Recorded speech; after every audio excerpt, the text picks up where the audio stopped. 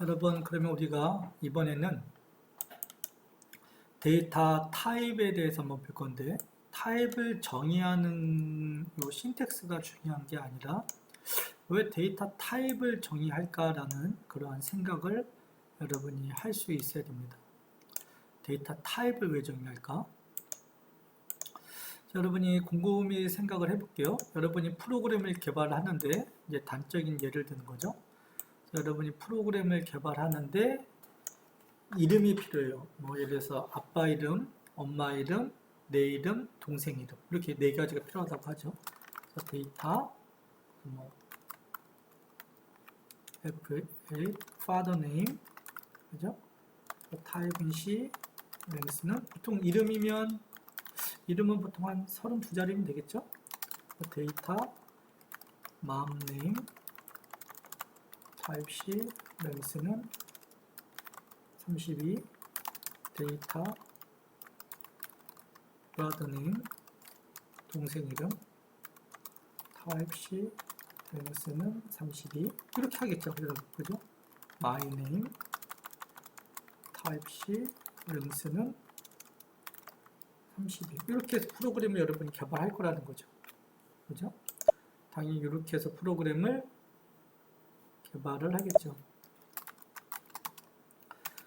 그러면 여러분이 이렇게 프로그램을 잘 개발해서 구현을 하고 있는데 어느 날 봤더니 우리가 입양할 수도 있잖아요. 예를 들어서 입양을 해서 동생 이름이 이제 또 필요한데 동생이 이름이 외국인이야. 그럼 이름이 32자가 아니라 요즘 외국인들 보면 이름이 막 70자리, 80자리인 애들 엄청 많아요. 그죠? 우리나라니까 이름이 홍길동, 뭐 김철수 이렇지만 외국에도 이름 엄청 길다는 거죠.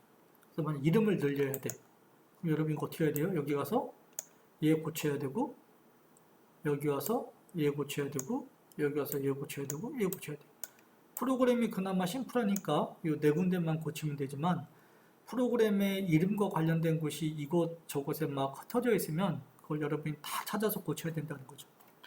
이렇게 프로그램 짜는 것보다는 여러분 당연히 어떻게 짜는 게 좋아요? types ty name type은 C 랭스는 32 이렇게 되는 거죠.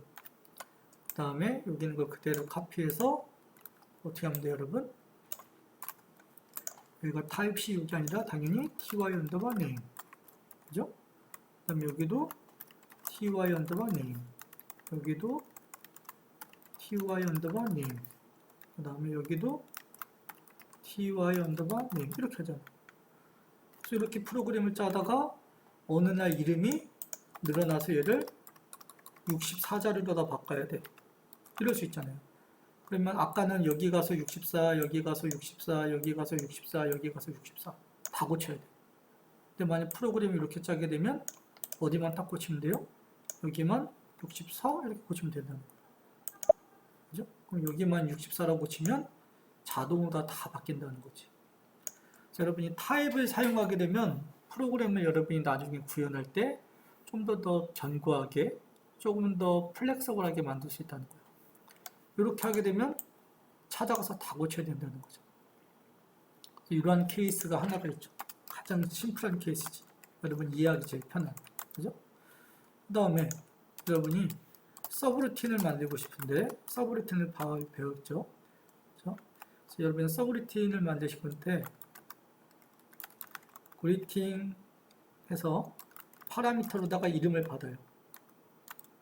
이름을 받은데 이름을 받아서 이 서브루틴은 하는 거는 인사를 하고 싶어. write hello pname 이렇게 인사를 하고 싶은 서브루틴이야. 이 서브루틴에다가 파라미터 이름이 넘어올 거잖아요, 여러분. 여기에 뭐 홍길동 남기면 hello 홍길동 이렇게 될 테고 여기에 만약에 김철수가 넘어오면 hello 김철수 이렇게 화면에 찍힐 거야. 그러면 여기다 넘어오는 파라미터는 누가 넘어오냐는 거지. 타입이 누구냐는 거지. 근데 이렇게 타입을 정의하지 않으면 여기다 타입을 쓰기가 쉽지 않은 거지. 쓸만한 게 없는 거야. 이렇게 만약에 프로그램을 짜게 되면 얘는 타입이 아니잖아. 여기다 얘를 쓰는 건 불가능한 거지. 그죠? 하지만 이렇게 타입을 정의하고서 프로그램을 짜게 되면 언제든지 뒤에다가 ty 언더바 name이라는 타입을 넣을 수 있다는 거예요. 그죠? 그래서 어떻게 하면 돼요, 여러분? 여기를 타입은 ty 언더바 name 이렇게 할 수 있다는 거죠. 그래서 서브루틴을 정의했으니까 우리는 당연히 뭐 할 수 있어? my name에다가 홍길동 이렇게 집어넣고, 그죠? 서브루틴 호출 어떻게 해요? perform greeting my name 이렇게 할 수 있다는 거죠. using my name. 그래서 이렇게 넘길 수 있다는 거죠, 파라미터. 그럼 반드시 넘길 파라미터에 뭐를 정의해야 돼? 견고한 프로그램을 위해선 normal 타입을 정의해서 이렇게 정의를 해줘야 된다는 거죠. 그죠? 똑같이 여러분 생각을 해봐요. 똑같은, 그죠? 데이터 해볼게요. 데이터. 그래서 이거는 뭐랄까요? 어드레스 타입 C 랭스는 64자리 이렇게 했어. 그럼 어드레스도 지금 보면은 변수고 64자리고 이름도 몇 자리야? 캐릭터 64자리야. 그럼 여러분 어드레스는 일로 넘길 수 있을까요? 없을까요? 서브루틴으로다가 여기다가 똑같아. 이름도 캐릭터 64자리, 어드레스도 캐릭터 64자리. 그럼 여러분 이거 넘길 수 있어? 없어? 한번 넘겨볼까요? 어떻게 되나? 여기 얘를 넘겨. 얘도 가능해요? 이렇게 가능하다는 거지. 좀 더 프로그램이 견고하려면, 근데 여기가 만약 65자리야. 그럼 얘는 어떻게 될까요? 65자리면 에러가 나는 거지. 왜냐면 타입이 안 맞으니까. 그리팅이라는 거는 캐릭터 64자리를 밖에 설계해 놨는데 65자리를 넘기니까 문제가 발생하는 거지. 그래서 신텍스 체크를 해보면 이렇게 신텍스 에러가 발생한다는 거죠. 여러분, 그죠?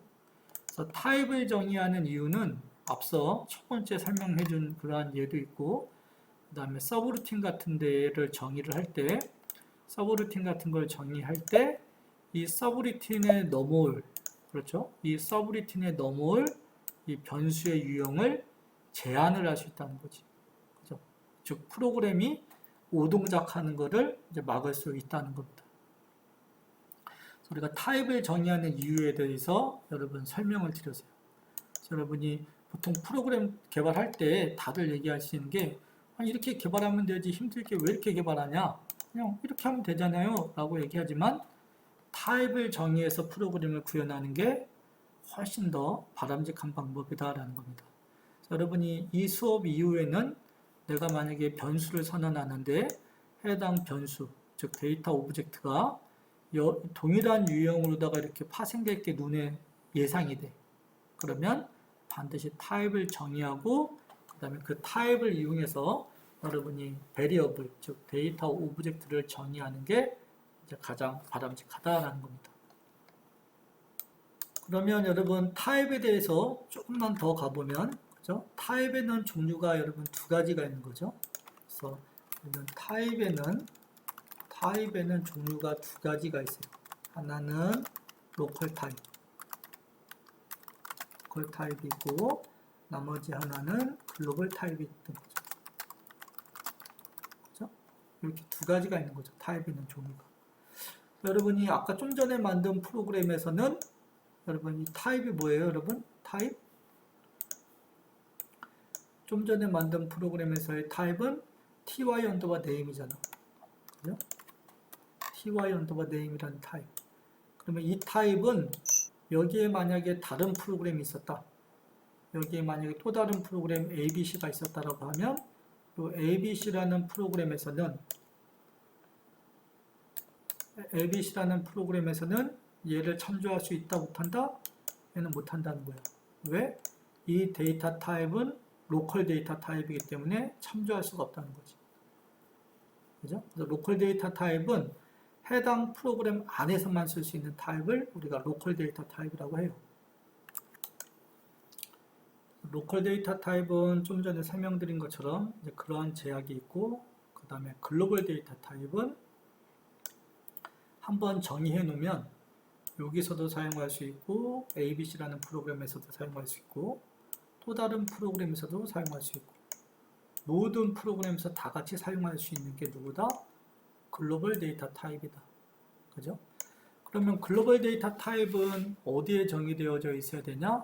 말씀드린 것처럼 ABAP 딕셔너리에 정의되어져 있으면 걔는 모두 다 글로벌 데이터 타입이다. ABAP 딕셔너리에 정의되어져 있는 모든 건 글로벌 데이터 타입이고 글로벌 데이터 타입에 있는 것들은 모든 프로그램에서 가져다가 쓸 수가 있다라는 거죠. 그러면 SAP에서 글로벌 데이터 타입은 모양에 따라 세 가지 이름으로 나눠져요. 모양에 따라. 그래서 글로벌 데이터 타입은 생긴 모양에 따라 세 가지로다가 나누어진다. 그래서 이렇게 생긴 데이터 타입을 SAP에서는 데이터 엘리먼트라고 하고 그 다음에 이렇게 생긴 데이터 타입을 뭐라고 해요? 스트럭처 데이터 타입이라고 하고 이렇게 생긴 데이터 타입을 우리가 테이블 타입이라고 한다는 거죠.